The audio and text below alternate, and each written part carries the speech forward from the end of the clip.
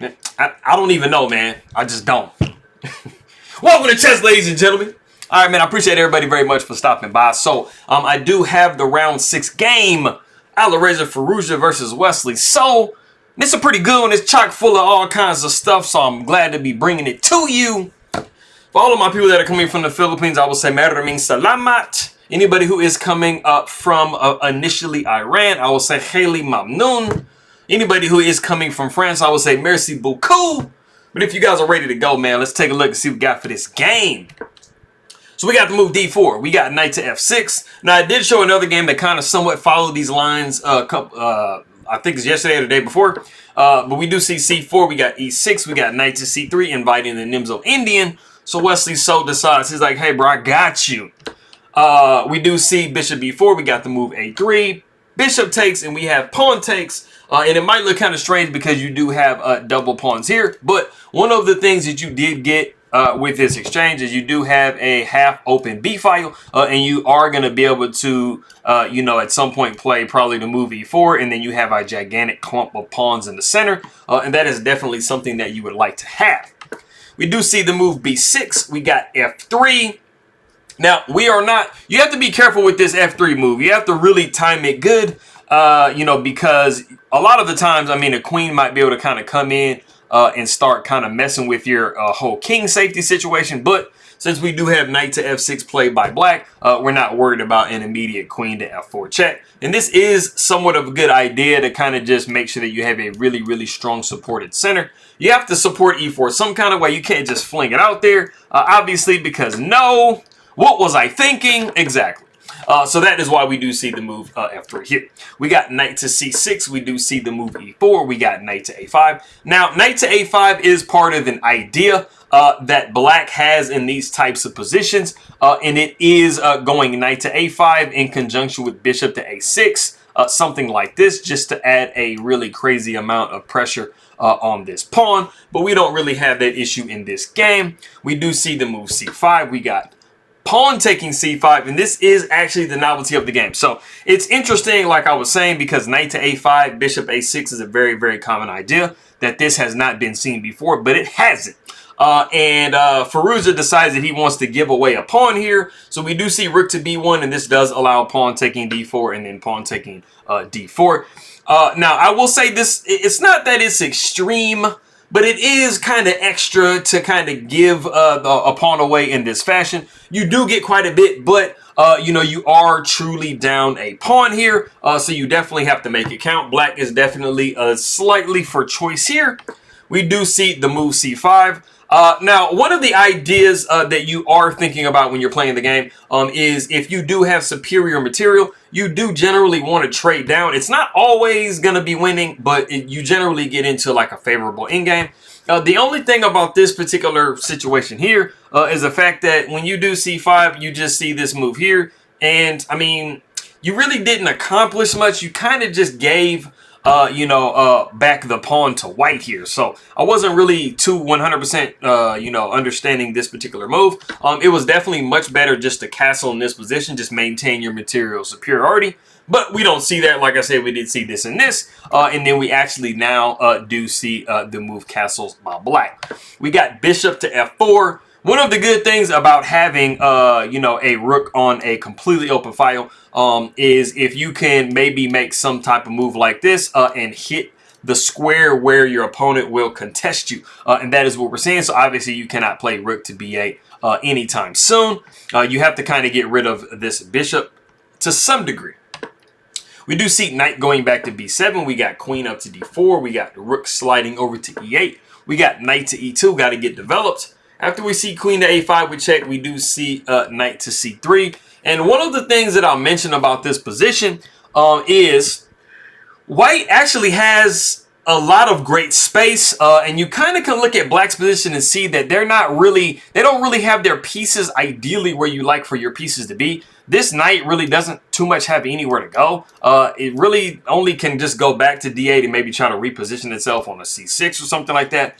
So as of this position right here, white is definitely for choice. Now, of course, white is going to be dropping a pawn probably at some point, you would think. and it is absolutely possible here. But we don't see that. We actually see the move a6 in the position. It was not the best to take this pawn here because knight to b5 was going to make things kind of hard for you. But queen taking c5 was absolutely very possible, and it was definitely a suggested move in the position. Just basically maintaining your your pawn advantage. But like I said, we do not see that. We do see the move a6. We do see bishop going down to e3. Queen does take a3 here. Since you've stopped knight to b5, you're pretty much good with taking the pawn. But you definitely want to make sure that you're not overreaching too much. We do see the move e5. We got knight to d5, knight takes d5. We see pawn takes d5. And you do kind of want to be a little bit careful. You don't want to just start grabbing pawns immediately. Because sometimes you can, be overreaching your bounds. Like somewhat what black has kind of done in this position right here. We do see king going over to f2. It's like, whoa, Mr. King, where are you going? This is the Shanklin Shuffle. I don't know if you guys paid attention to the U.S. Championship a little while ago, a couple years ago, but Sam Shanklin made this type of move, and they just called it the Shanklin Shuffle, so it's kind of interesting. But we do see knight going back to d6 or d8, like I said. You do want to kind of try to redirect this knight some kind of way. If you can do it to one of these squares, you do hit the queen, so maybe you can gain you a tempo. We got queen taking d5, and this is hitting the rook. We actually see bishop to b7 in this position. It was definitely much more suggested to go rook to a7 and then allow this because you do lose a piece in the process of this. After we see bishop to b7, we do see rook taking, knight taking, and then queen taking. And you are actually a piece to the good. So white is actually doing really, really great in this position. I mean, even though you have double rooks, white just has a completely extra piece. So it is definitely much better for white here. We do see rook a going to b8. We got queen coming down to d5. Queen goes to b2 with check. We got bishop blocking with e2. Part of you having extra material in the position is if you have the ability to try to, you have to try to, get your pieces out. Because right now, the bishop and the rook aren't really being used. So even though black is down a piece, if you allow black to attack you too ferociously, then you basically have less material than they do. So you have to absolutely get your pieces out. So we do see, like I said, bishop going to e2. We see rook taking e5. We got queen to d4. And basically Firouzja saying, hey, man, let's trade and have a nice day. But Wesley So was like, bro, I'm not going to have a nice day if we trade. So we do absolutely need to avoid that trade. We do see the move a5. We got rook going over to b1. And this is highlighting a very interesting position that black is in. Black really can't just like move away or even trade here because rook going here taking on b8 is going to be back rank mating black. So you do have to be careful.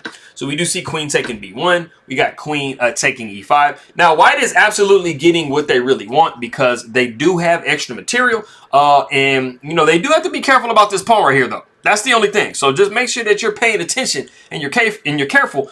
You definitely do want to be trading down if you are white in this position. Because if you do the math, we trade tit for tat. I'm just going to have a whole extra piece on me. So we do see king going to h8 in this position here. Bishop to d4. Why not threaten mate? Of course, threaten mate, bro. But we do see the blocking of f6. Queen goes to d6. And then we do see queen going up to b7. We have actually reached a point in the game. There is a really, really nice move, a very, very forcing move that white has in this position. If you want to try to pause it and find that move, go ahead and do so. Okay, so I actually think this move would actually probably be a little bit hard to find just simply because it doesn't really seem like it does anything. But it puts black in a very, very bad bind because it can be absolutely mating if you are not careful. The move that I'm looking for, bishop takes f6. If you decide that you want to go ahead and do this, this is absolutely mating at 5. You're going to start with queen to f6 with check. The king can go over. That's the only thing you can do. And then you got checks here. And then where do you go? You can only block with the queen or the pawn, and neither one of those are really going to do anything but put off checkmate. So that is why we do not absolutely see that situation here. After the bishop takes on f6, we do see rook going over to e8, trying to see if maybe we can get the queen in there somewhere to kind of pin you know, this bishop to this king. But we do see bishop going down to c3. So, like I said, even though black has a rook and white doesn't have a rook, they are making sure that they protect like a lot of these penetration squares. You really kind of want to go to b2 if you are this black queen. And we are also attacking this pawn right here. So these bishops are just going to be reigning to supreme. It is actually in this position that Wesley So resigns the game. So just to give you guys a couple of ideas of like, you know, what the game might kind of look like if you are in this position, if you played further. I will show you probably what is the more human move to play in this position, and it is the move a4. Just trying to say, hey, man, I don't really want to move or change anything. I want to try to see if I can get my pawn rolling. Maybe I can go like a rook to a8 and force white to give up one of their pieces or something like that. After this, you would actually be seeing queen to h6, and you can see that, I mean, white's superior material is just really just kind of winning the day. You really don't have a great defense on this. You're going to have to move, I mean, something either in the way or defensing or something like that. But, I mean, this is a really, really bad position if you are black. So going back in the position after bishop to c3, the main absolute move that the computer is suggesting here is actually queen to c6. The computer is really, really wanting black to trade queens. You do actually relieve some of this pressure if you do trade queens, but obviously white is not going to do that. They're just going to go back to d4 with their queen, and they're just constantly threatening mates. So black is going to be in a position where white is going to be able to constantly threaten black. And I mean, you're basically just going to be defending for the rest of, you know, the game. And there's going to come a point where it's just going to get broken. And then you're just going to have to start throwing pieces away. It's just a really horrible game to have to play. So Wesley So does resign that game. So let me see. What was I going to say? So for all my people in the Philippines, I'll say maraming salamat aking makaibigan po sa nanonood ng aking mga video. Kamusta na? Let me see. What else can I say? Messiah Coleman Kitty K Mooley, I say that quite a bit.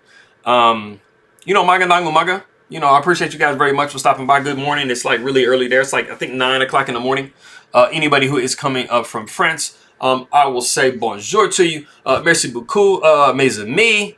Ça me fait plaisir de te voir. I appreciate you guys very much for stopping by. Anybody who is coming from Iran, I will say Khali Mamnoon. Let me see. I was thinking about it earlier. I can't remember what it is now that I think about it. I say salam, chatori. I appreciate you guys very much. Merci. And I will see you guys next time.